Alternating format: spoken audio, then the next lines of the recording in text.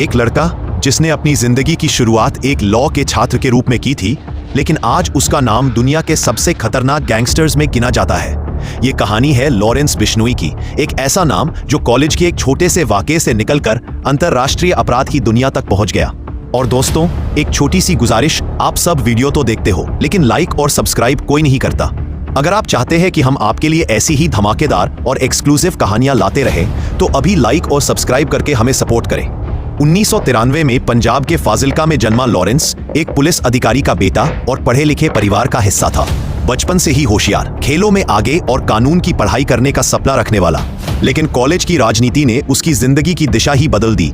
2011 के छात्र चुनाव में हार के गुस्से में उसने पिस्तौल उठाई और अपने प्रतिद्वंदी पर गोली चला दी। ये उसका पहला आपराधिक मामला था। वो पहली बार जेल गया और वही जेल उसके लिए अंडरवर्ल्ड की दुनिया के दरवाजे खोल गई। जेल में उसकी मुलाकात बड़े बड़े गैंगस्टर्स से हुई। यही उसकी दोस्ती हुई गोल्डी बराड जैसे लोगों से, जो आगे चलकर उसका सबसे बड़ा साथी बना। स्टूडेंट लीडर से गैंगस्टर बनने का सफर यहीं से शुरू हुआ और धीरे धीरे उसने अपना खुद का लॉरेंस बिश्नोई गैंग खड़ा कर दिया।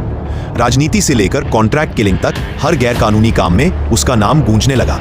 पंजाब, हरियाणा, राजस्थान से लेकर दिल्ली तक उसका नेटवर्क फैल गया। लॉरेंस के गैंग के नाम पर कई शूट आउट हुए, राइवल पॉलिटिशियन, व्यापारी और गैंग वॉर तक। लेकिन उसका नाम पूरे देश में तब गूंजा जब उसने बॉलीवुड सुपरस्टार को धमकी दी। 2018 में उसने सलमान खान को खुलेआम धमकी दी और उसके शूटर ने सलमान के घर तक की निगरानी कर डाली। 2022 में पूरा देश हिल गया जब पंजाबी सिंगर सिद्धू मूसेवाला की गोली मारकर हत्या कर दी गई। कनाडा से बैठे गोल्डी बराड ने इसकी जिम्मेदारी ली और जांच ने सीधा संबंध लॉरेंस के गैंग से जोड़ा।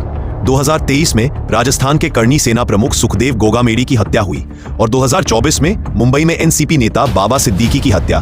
दोनों का रिश्ता भी उससे जुड़ा था। अब लॉरेंस सिर्फ एक गैंगस्टर नहीं रहा, उसने अपना साम्राज्य देश की सीमाओं से बाहर तक फैला लिया।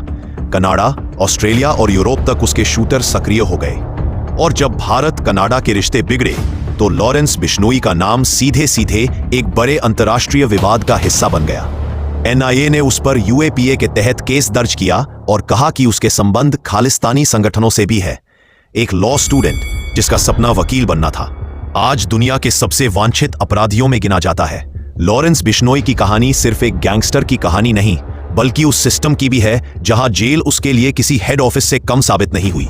दोस्तों, आपको क्या लगता है, क्या लॉरेंस बिश्नोई जैसे लोगों का कभी अंत होगा या ये गैंगस्टर नए नए रूप में हमेशा सामने आते रहेंगे? अपनी राय हमें कमेंट में जरूर बताइए।